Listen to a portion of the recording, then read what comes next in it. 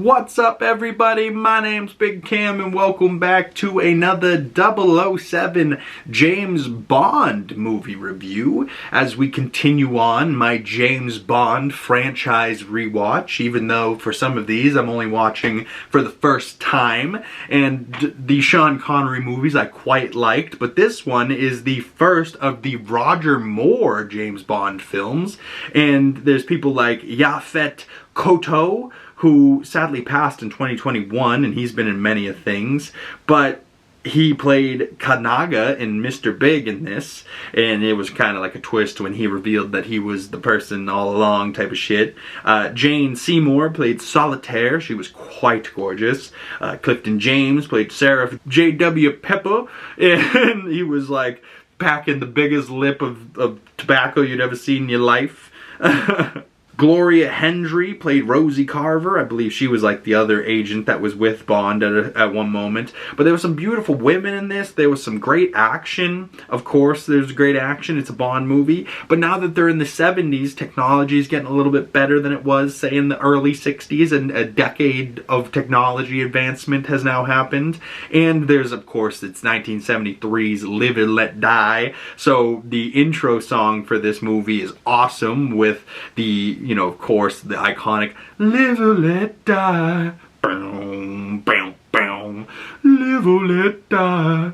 And I'm not sure if that's the full Beatles or just Paul McCartney, but still, you get what I mean. Live or Let Die by the Beatles is like the song for this movie, and the whole like soundtrack throughout the movie is that Live or Let Die. So it's quite a good soundtrack, but as Roger Moore's first appearance as Bond for me, I don't know if it was enough to make me fall in love with him as the character. You know, it's certainly enough to get me to go into his next movie for sure.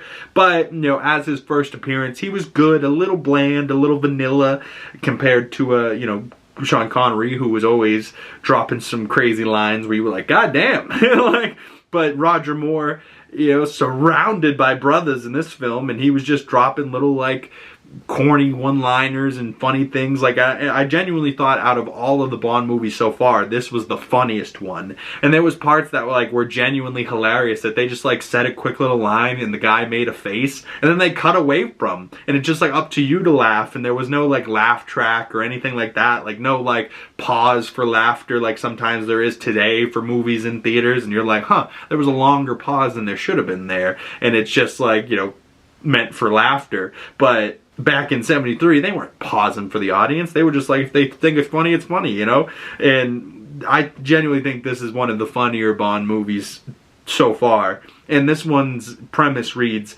Bond is back. Back in action, back with excitement. James Bond must investigate a mysterious murder case of a British agent in New Orleans. Soon he finds himself up against a gangster boss named Mr. Bigg.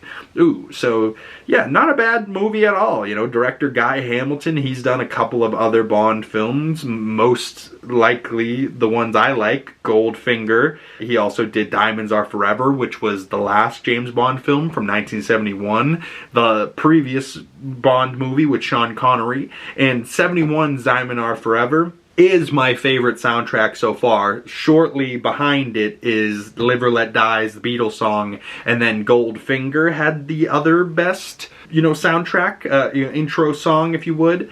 And coming up next for Guy Hamilton, he is continuing on his work with Bond for his next Bond film in 74, The Man with the Golden Gun, also with Roger Moore. So yeah, not bad little Bond movies. He looks like he did 4 of them, Guy Hamilton, and it looks like, I think Sean Connery did 7. So far I've watched 6 of his, and then I think Roger Moore goes on to do 6, and then Connery comes back to do a 7th film just to one-up Roger Moore, and then Roger Moore does one more after that to tie Sean Connery. So they both did 7 films. So 14 of the 25 Bond films are just between the first 2 guys that played the role. Not to mention that Sean Connery probably would have been in 8 movies if it wasn't for that one George Lazenby movie. You know what I mean? So interesting little one-off there for that guy,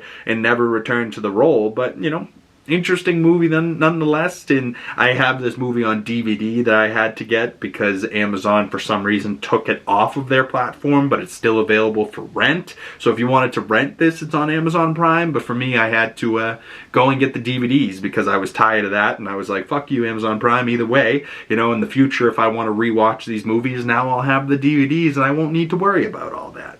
You know, so I'm definitely looking forward to seeing more Bond films, and as I go through these films, it just reminds me why I like action movies, why I like spy thrillers, you know, and like there's some mystery going on that's unfolding, but there's also great action, there's beautiful women, there's, you know, slick dialogue, there's hand-to-hand fights, there's shooting, there's explosions, there's car stuff, there's plane stuff, there's skiing, you know, there's all types of stuff going on in these Bond movies. There's underwater stuff, you know, scuba diving, there's sharks, there's always some sharks, there's some cool technology, you know, like each of these Bond movies is, you know, such a time capsule. I've said this before, like Sean Connery's films felt very 60s, and all of the 60s during his movies felt like the 60s. And then Diamonds Are Forever, now that he's in the 70s, that film felt like a dope film shot in Vegas in 1971, you know, like just crazy.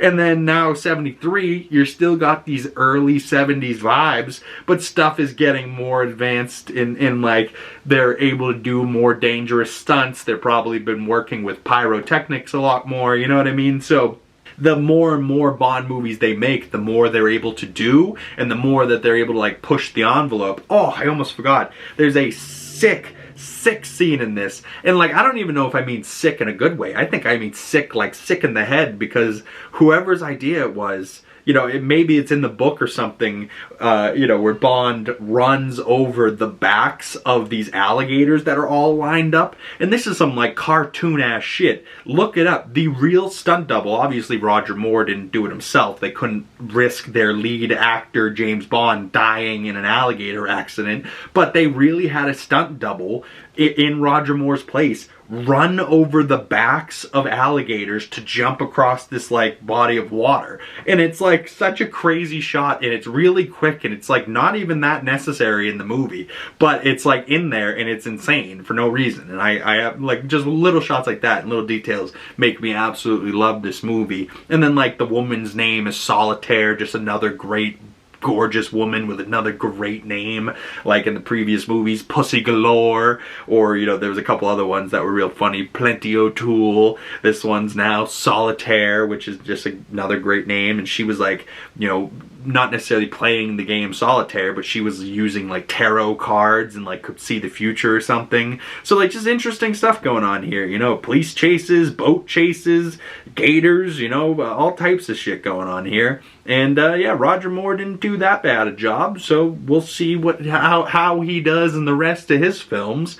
But so far in his first outing as James Bond, it definitely didn't, you know, seeing him on screen, it didn't feel like he, you know, was in his first day of school, if you know what I mean. You know, he didn't like seem on camera like he wasn't comfortable in the suit or in the shoes or holding the gun. You know, he seems, you know, like like they found the right guy to slide in to be the next Sean Connery. You know, like at this point Sean Connery's getting old, and Roger Moore's, you know, a young buck hopping in to, you know, reprise his role, you know, and take over the role as James Bond, 007 Bond.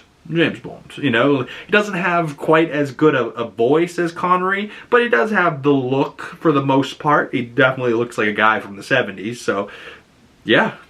Let's see what he has to offer in The Man with the Golden Gun in 1974. That movie review will probably come out next Friday. I've been trying to do Friday James Bond videos, and sorry that this video came out late. I was doing a collection tour video that took all day. It literally started at like 9 in the morning, and it's now almost 5 p.m. and I just finished a couple minutes ago, and now I was able to sit down and record this video, and I couldn't earlier because my whole desk and this whole room just had figures everywhere, so it was nuts. It was a crazy day.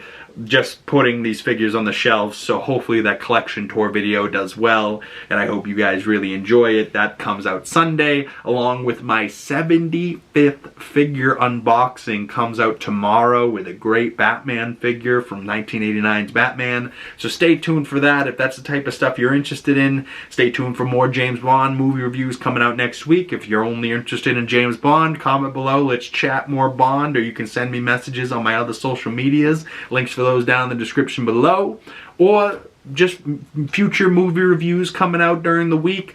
Comically Boston podcasts I like to put out on Mondays with the weekly nerdy news, talking everything that happened in the last week in nerddom. Also, maybe going to be doing some Comically Boston breakdown episodes where we're breaking down an episode of television or a season of television. So maybe I'll do like Stranger Things, season recaps before that Stranger Things final episodes come out, but I've still been trying to catch up on that myself. But maybe I'll do like Fallout Season 2, or maybe some of this other stuff coming up in January, and start fresh with 2026 and not try and, do too much during the holidays over the next couple weeks. But definitely a Night of the Seven Kingdoms video breakdowns will be coming out in January, so stay tuned for that, y'all. Once again, my name is Big Cam. Thank you guys so much. If you made it this far into the video, I highly appreciate you guys, and you guys are the best. And I'd love to hear your thoughts on this video, or comment below what you'd like to see me talk about next, or what movie recommendations you got. I'd love to hear what you're watching this time of year. And thank you again. My name is Big Cam, and I will see you gorgeous people in the next video. Peace.